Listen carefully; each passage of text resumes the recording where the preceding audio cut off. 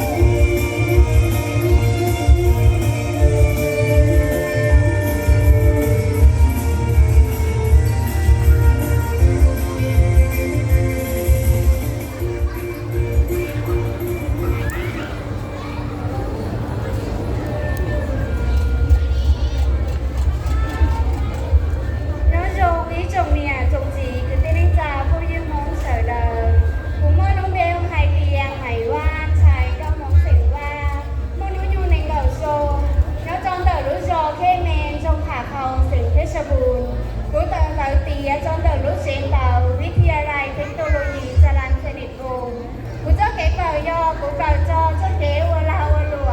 กูบ้าช่างกากูตัวเงาจองมอนอยอก้าวพิธีโพสต์บ็อกอวนช่างดาว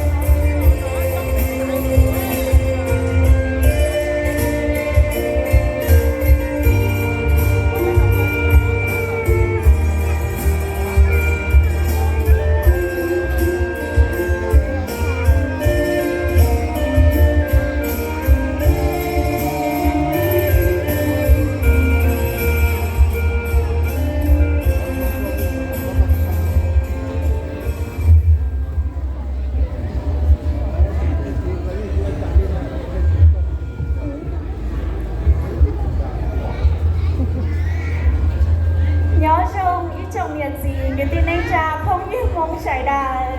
cụ mô nó bê hù mày gian chạy ngóng mong xịn lì mô nó nhớ nhớ cầu xa xông cụ sẽ kế tôn đời lúc gió khê mê xịn thích cho buồn cụ đất trên cần đời đời lúc chế cần đời khám sờnวิทยาคมตัวป้าชั้นงากูยอนานาจินตังthọ còn nên ít trồng nhiệt gì cái tin anh trà không biết cũng trời đờiป้าชั้นงากูเที่ยวว่าช่างดาว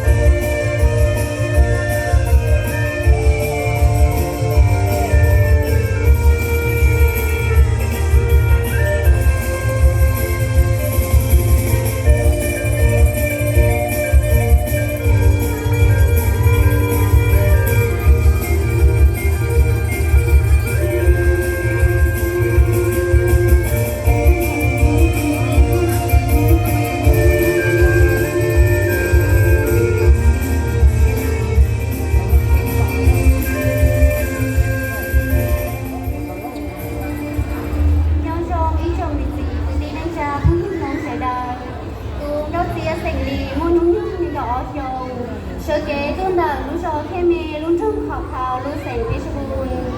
Cú cần đời đó tôn đời lúc chế cần đờiวิทยาลัยศิลปะหัตถกรรมกรุงเทพกูเจ้าเก๋เก่าย่อเก่าพ่อเก๋อ้วนล่ออ้วนรัวตูฉันมากูตัวนี้จะชมน้อยย่อ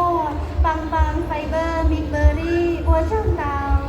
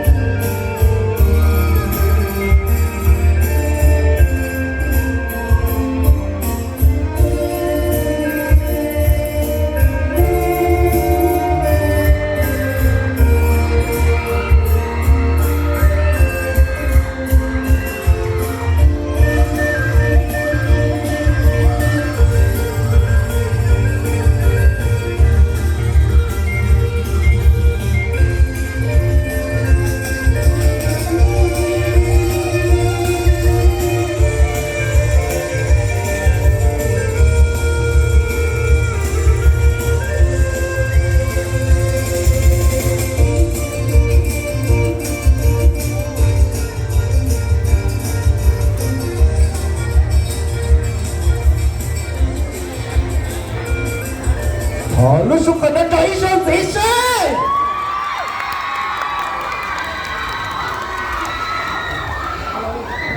讨论说我们再能找一声贼跳。nói giờ bây giờ để con chúa thành con chúa là gì thích đà muốn khen nói nhớ trâu là gì nó nè giờ lên đó sắp tới cho bây giờ này cho gì lửa nói giờ lửa qua bây giờ mua ba cho bây giờ thích đà muốn khen nói giờ lên đó lên từ sai thì dùng mua trâu từ từ nhẹ từ từ sáng sớm cả từ từ cả chuyến mắt được trong một giờ ba lò xe lấy đến đây lúc rồi còn lấy mua cầm lăng chay là sự lấy mua đang mua rồi dùng qua những dạng là sự ở lò thoát kia lấy đi cho mình sự trâu bê số này số từ tàu bao nữa nè giờ lên đó bây giờ có lúc sẽ hỏi trâu bê bị chơi nathi này rồi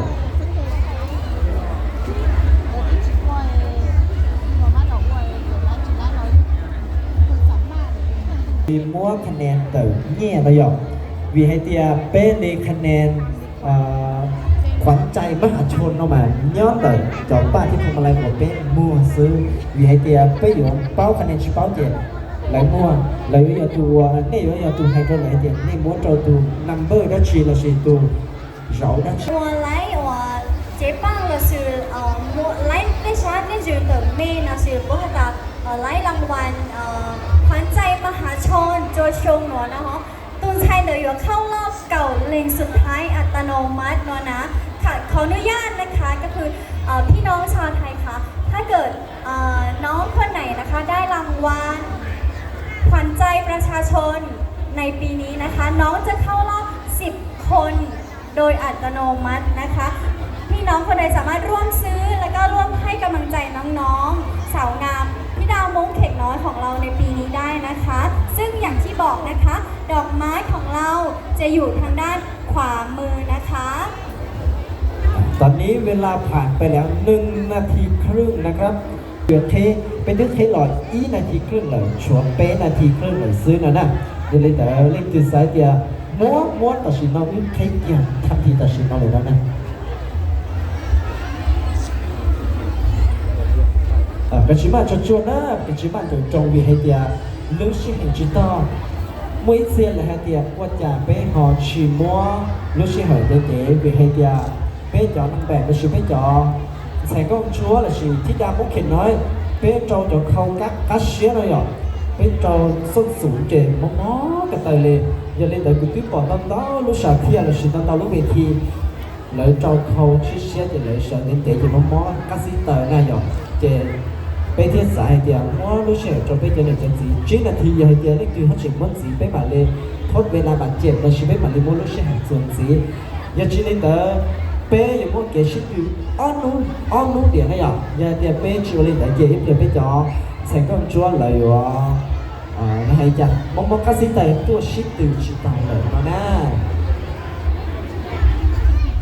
nói giờ lời lo đời chế không chờ chút bồ ràng nói giờรอบหน่วยยอเจ๊ก็ทัวร์ชุดม้งโบราณนะคะคือประชาขออนุญาตนะคะรอบนี้เป็นการโชว์ชุดม้งโบราณของชนเผ่าม้งของเรานะคะซึ่งสาวๆงามแต่ละท่านที่สวมใส่อยู่จะเป็นชุดม้งโบราณของแต่ละบุคคลเองเลยค่ะสำหรับท่านใดอาจจะคิดว่าทำไมกระโปรงแต่ละคนไม่เหมือนกันนะครับ